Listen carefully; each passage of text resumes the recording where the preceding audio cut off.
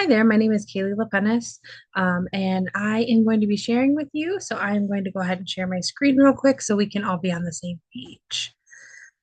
Let me go ahead and figure out how to do that real quick.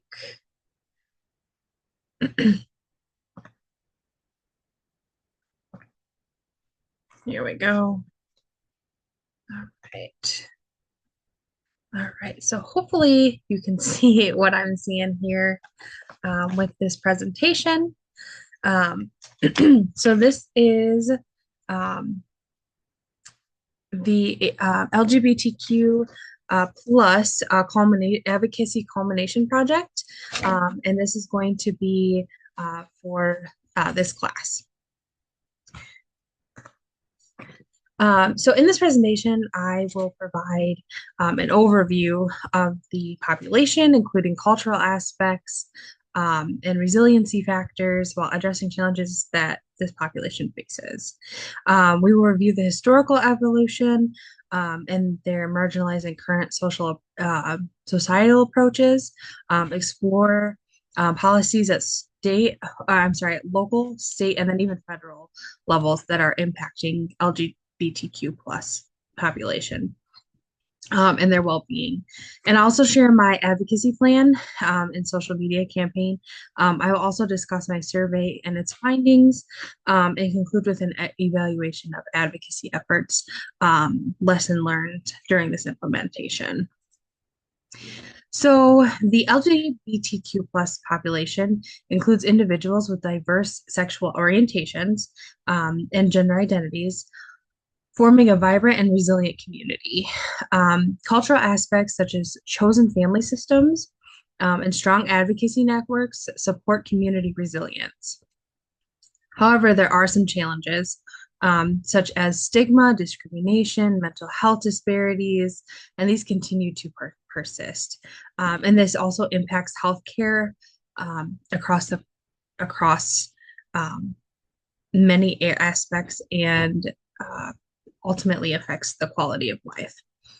Despite these barriers, this community just continues to demonstrate resiliency through advocacy, visibility, and community support systems. And they align with Meyer's work highlighting resilience under minority stress. So with the evolution of the marginalization of this population, historically, this community and these individuals have faced criminalization and medical pathologization, which marginalize them further within the society, which we have seen over and over again. The Stonewall riots in 1969 marked a pivotal moment in this population's advocacy, and really just it began to change the laws and the way people looked at the laws, and anti-discrimination laws have been achieved. Challenges still remain. So transgender individuals in particular really face these issues. And there's a lot of LGBTQ plus legislation that is noted by the Movement Advancement Project, and these seem to be most seen in healthcare settings for transgender individuals. So systematic issues require ongoing changes. So some of the policies that shape the well-being of this population, the LGBTQ community, and the individuals. Locally, city ordinances often protect against discrimination.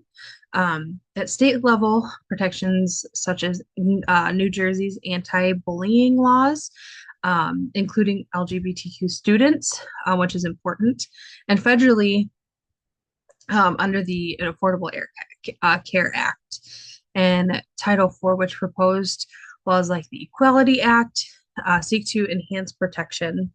Policies impact areas such as healthcare across I'm sorry, healthcare access, housing security, educational safety, and advocacy in all of these areas.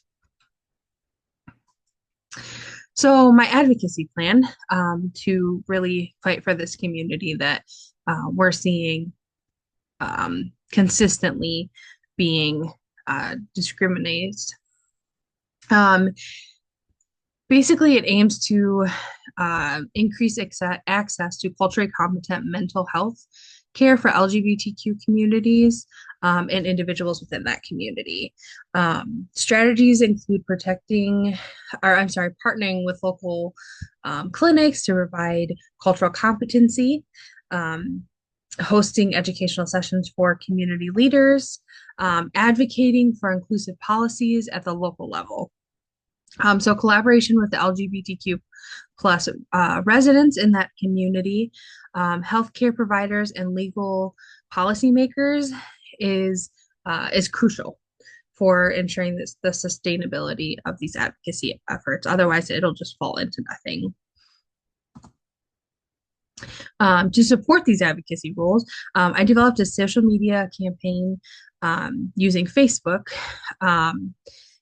Primarily Facebook. It could also be used on Instagram and or TikTok to increase awareness of LGBTQ plus mental health resources. The campaign included infographics, of course, stories highlighting, um, and that call to action, encouraging community participation from all members within the community, not just within the LGBTQ plus identified. Um, and the hashtags such as hashtag equality for all is one that is consistently used, and you may see that across many platforms. Um, so basically, I created this to reach targeted audiences and foster engagement within the community to um, really fight for that healthcare aspect. Um, and then I developed a survey for this population, and I administered it to those who are in the LGBTQ plus community. And it really focused on mental health services.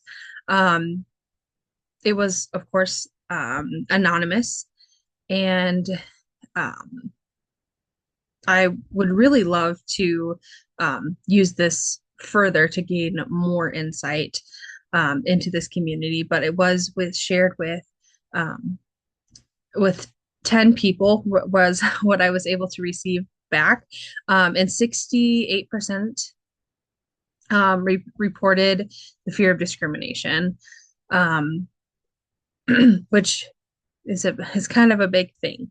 Um, so 54% noted a lack of cultural competent providers that was both in medical settings and mental health settings. And 40% identified financial issues along with that.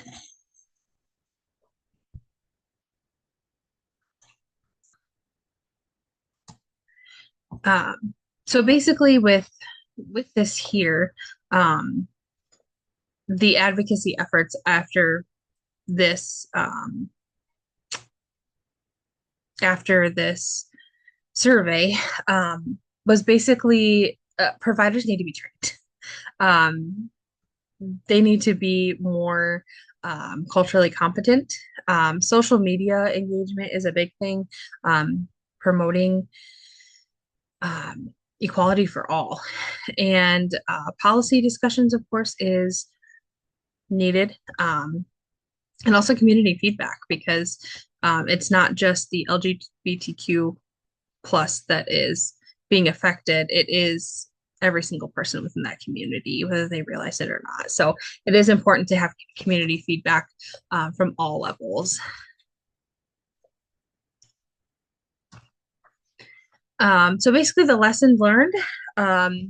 So basically what I learned was the importance of building community partnerships and using storytelling to really engage and mobilize support. I encountered barriers such as some proposed, such as uh, resistance from community sectors. That's a proposed barrier that could very easily um, be seen, as well as limited funding. Um, Obviously, I didn't have that issue within this, but it can be very easy to have limited funding for this community. Um, and then there's also I had a bit of a an issue with distribution challenges for the survey. I kind of had to ask people to really complete and jump in and take part of this. So that could be a bigger barrier as well if this were to go beyond simply this class. So here are the references that I I mentioned um, throughout this project. They were noted on the slides um, for for reference. And then thank you for taking the time to view this presentation.